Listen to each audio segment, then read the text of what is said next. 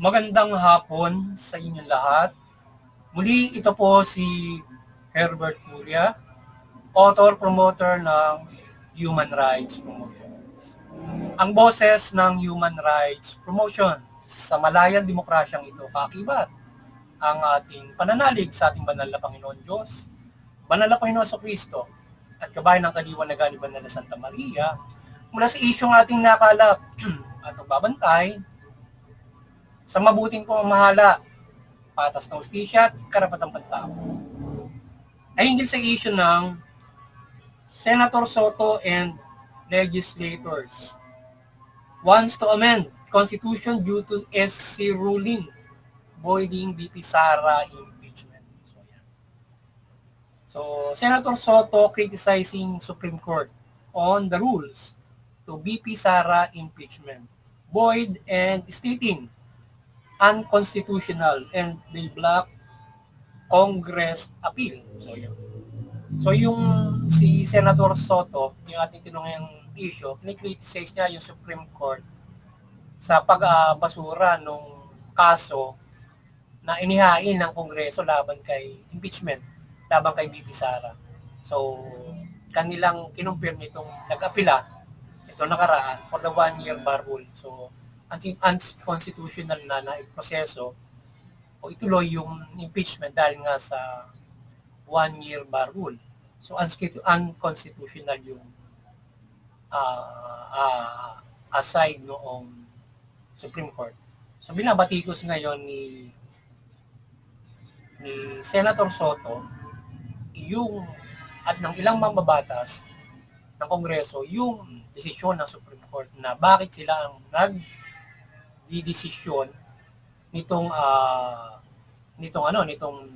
hinggil sa impeachment na ginagawa ng Kongreso at ng Senado. So, binatikos ni Senator Soto ang Supreme Court sa desisyon na ito na gawing unconstitutional ng impeachment kay BP Sara at ayon sa kanya ay ang mambabatas lamang ang may kapasyahan para dyan. At hindi dapat ng SC ang siyang nagsasabi ng unconstitutional ng impeachment complaint. So, yan. Para kay Senator Soto, hindi dapat makialam ang Supreme Court sa pag-i-impeach na yan, kundi ang Kongreso, Senado sila ang mayroong kapasyahan for the impeachment, ano ang gagawin dyan. At sila itong parang lilitis yung Senado regarding do sa impeachment. Yan. So ayaw niyang, hindi daw, para sa kanya, ayon sa aking pagkakaintindi doon sa kanyang kritisismo na ayaw niya, hindi dapat makialam yung Supreme Court. Ito ay dapat inaro sa mga kamay ng Senado at ng Kongreso. So ngayon, ay naisuportahan ni Senator Soto ang Kongreso na amyendahan ang konstitusyon para diyan sa impeachment process. So yun. So ngayon, ang Human Rights Promotion ay marihing sumusuporta sa mabuting pamamahala, patas na hustisya at karapatang pantao. Dito sa issue ito, na Senator Soto and the legislator wants to amend constitutions due to SC ruling voiding BP Sara impeachment. So ay hindi tayo sang-ayon na baguhin ang konstitusyon para lamang ipa-impeach si BP Sara at dapat irespeto ng mga mambabatas ang pakikialam ng SC sa impeachment na yan. So ngayon ay para sa atin ay tayo ay hindi sang-ayon doon sa nais na gawin ng Kongreso suporta ni Senator Soto na baguhin yung Constitution just to impeach BP Sara or baguhin ang proseso ng impeachment because of pakikialam ng SC sa ruling ng impeachment na kung ano ang babaguhin nila roon para rely lamang doon sa mga babatas at doon sa mula sa kanila sa Senado at saka Kongreso yung impeachment. So hands off yung Supreme Court. So ngayon, ang 1-year bar rule na dapat ma-void ang impeachment complaint at ideklara unconstitutional ay nag-desisyon lamang ng wasto ang SC at sila ay may pakialam sa prosesong ginagawa ng ating mambabatas sa impeachment. Yung sa ating pananaw, sa ating pananaw ito na yung ginawa ng Supreme Court, kumbaga parang nag-file ng petition yata doon yung kampo ni VP Sara regarding do sa 1-year bar rule. So nagdesisyon ng Supreme Court.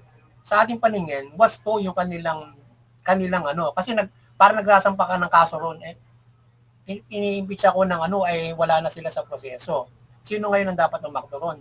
Duma sila dapat magrereklamo sa Senado para sabihin, hindi na yan, Senado ang magdedesisyon.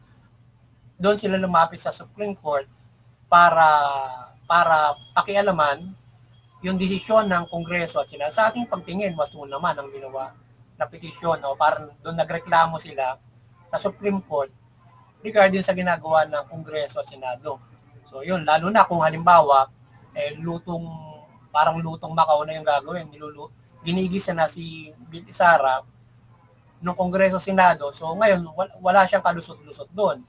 So dapat may pakikialam talaga dapat diyan kung tutuusin ang Supreme Court kasi yan isa sa higher court na makapag-interpret ng batas at pwede lang pagreklamuhan na regarding kung mali na yung ginagawang proseso kagaya ng 1-year bar rule.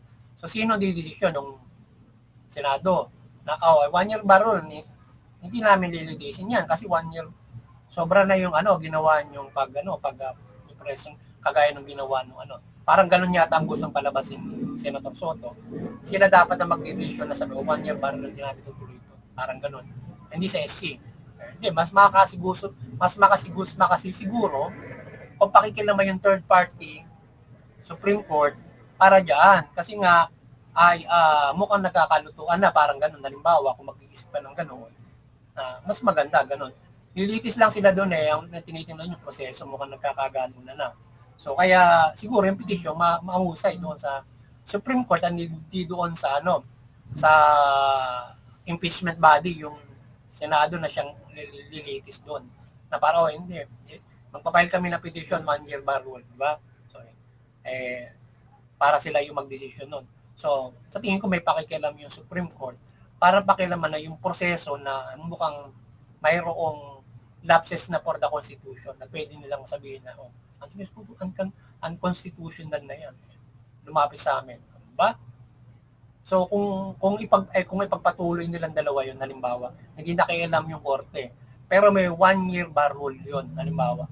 Diba maling proseso, gisado ka ron kung nagtuloy-tuloy yun Ngayon, kung yung korte, halimbawa, diniretso ng Kongreso at ng Senado, yung 1 year bar rule sinasabi ng Supreme Court, baka pwedeng ipakulong ng Supreme Court yung buong Kongreso at Senado kapag pinagtuloy nila yon. Hindi na re-respeto yung kanilang kasi nagreklamo sila ron, di ba?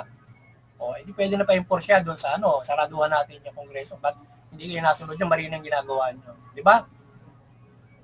Kung ganun yung gagawin, halimbawa, tinuloy nila yon. Halimbawa, tinuloy nila, why may 1 year bar rule? Sino susundin? Kaya sinasabi, nasa kanila nakarelay yun. Paano kung ginigisan nyo yan? Di ba? So ngayon, may pagkakamali ang ating mambabatas at tanggapin nila ito sa ginawang desisyon ng ESIA sa ating palagay, walang dapat baguhin sa Kongreso, sa Constitution dahil sa pakikialam ng Supreme Court. Sa sinasabi ng ating kagalang-galang na Senador Soto, sa ating pangunawa ay dapat walang pakialam ay dapat may pakialam ang SC sa pag-impeach yung sinasabi niya na yung SC hindi dapat may pakialam sila, hindi walang pakialam yung Supreme Court. Kasi pwedeng magreklamo ron Bakit nirereklamo niya yung Kongreso kahit yung Senado, bakit ganun ang ginagawa niyo para ako ay gusto niyo i-impeach may overrule na parang may 1 year bar rule, di ba? Parang gusto nila doon sa parang gusto ni Senator Soto noon doon yata sa o kung sino mang nakaupo noon doon siya i-impeach sa yung Senado ang magpo-proseso para sabihin sa Kongreso hindi natin tutuloy ito kasi nga 1 year na sobra na yung gano'n, parang gano'n siguro gusto mo gawin niya. Pero pwedeng para sa atin aside from that mas magandang mas the best na yung Supreme Court makialam. So ngayon, hindi ba pwedeng mag-file ang kampo ni BP Sara o petisyon sa Supreme Court hinggil sa maling proseso na nakikita nila sa Kongreso sa impeachment, di ba? So may nakita silang mali yung mga abogado niya, yung kampo niya. So hindi ba pwede mag-file siya doon sa Supreme Court? At dapat doon siya sa Senado mag-file ng 1-year bar rule. Hindi na natin dapat ituloy yan, di ba? So ngayon, maaring ihabla ni BP Sara sa SC ito o magpetisyon at hindi sa Senate niya i-contest o ihabla ang kamalian ng Kongreso, etc. doon sa 1-year bar rule o itong 1-year bar rule. So the higher court has the best interpretation of the law and the judiciary ay maaaring makialam o may reklamo o nakikita nilang may mali pagdating sa implementations of the law like Constitution. Mali na implementation ng Constitution. So may pakikialam siguro ang ating Supreme Court kung ito ay, lalo na magre-reklamo, mag-petition ka. Ngayon, paano halimbawa, tatanong ko sa ating mambabatas, sa Supreme Court, sa mga expert, halimbawa, nakikita nila mali na yung proseso, may 1-year bar rule. Then, diretso, pwede ba makialam yung Supreme Court?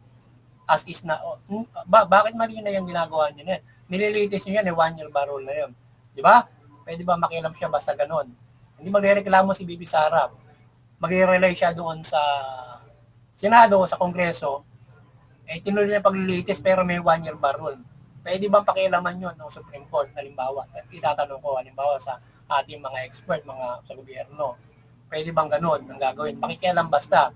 So ano ba yung sakop ng Supreme Court, sakop ng mambabatas? So, ito ngayon yan. So,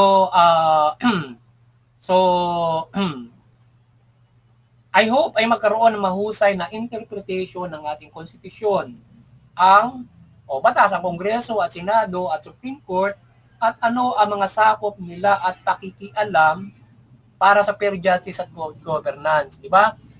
Ano ba yung mga sakop at pakikialam nila in the implementation of the law, di ba? Para ganoon. O kagaya ng impeachment. Sinasabi ng konstitusyon ganito ang proseso ng impeachment. So ngayon, ano ba yung pakikialam ng Supreme Court dyan? Diba? Ano ba yung mandato ng Supreme Court? Pwede ba lumapit doon kung tingin mo, ginigisa ka na nung dalawang chamber na yon, diba? Lapit ka ngayon sa ano ba yung last parang pwede mong lapitan para sa katarungan at para sa good governance, fair justice, diba? Kung ganyang sa tingin mo ay mukhang ako ay nagigisa na rin. 1-year bar rule eh. Bakit ganoon, di ba? Ganoon. Nakita mo na mali eh.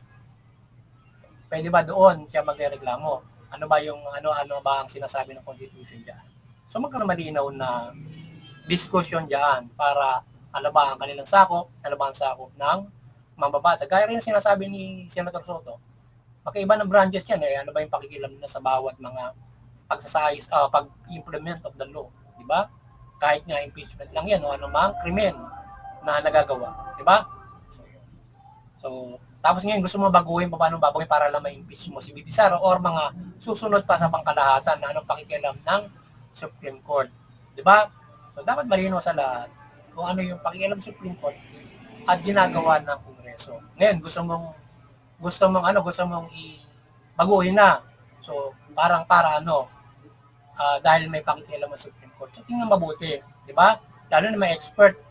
Tingnan natin ang opinion muna ng mga expert para diyan or opinion ng Supreme Court, anong pakikialam nila. Di ba meron naman sila nilalabas na mga pahayag nila regarding doon sa kanilang desisyon na ano ba yung pakikialam nila doon.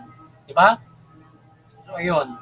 So, solely as equal branch, pwedeng pakialaman ba nila yung mambabatas kung may mali na ito, di ba? Ano pa kinakailangan ba magreklamo muna bago nila pakialaman sa Supreme Court halimbawa, di ba? So wala nang mareklamo eh kahit magkamali yan. Basta kami maghintay lang kami kung may reklamo. Kita-kita mo sa harapan mo gumagawa na sila ng mali, di ba? Yan ang mahirap doon eh. So yun, di ba? Lalo na kung isa pa sila. Paano na, kawawa naman si BP Sara, magigisa, in due process tayo dapat yan eh. May due process, di ba? So muli ay, again, God and Jesus Christ, God in Jesus Christ, the supreme justice, guide the government, and in implementing justice. Yan. Sana gabayan ng banal na Panginoon Diyos bilang makatarungan Diyos ang pamahalaan sa pag-implement ng justisya. Yan. Ang buong pamahalaan. So muli ay maliwanagan ang ating banal na Santa Maria, Panginoon Diyos, Panginoon Diyos Cristo, banal na Espiritu Santo, banal na Santa Maria ang bansang Pilipinas mula pamahalaan, lipunang Pilipino. Yung pamahalaan, mamahala ng mabuti, matuwid, tugunin yung karapatang pantao, magpahira ng patas ng justisya.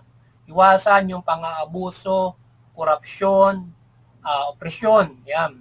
At iba't ibang katiwalian.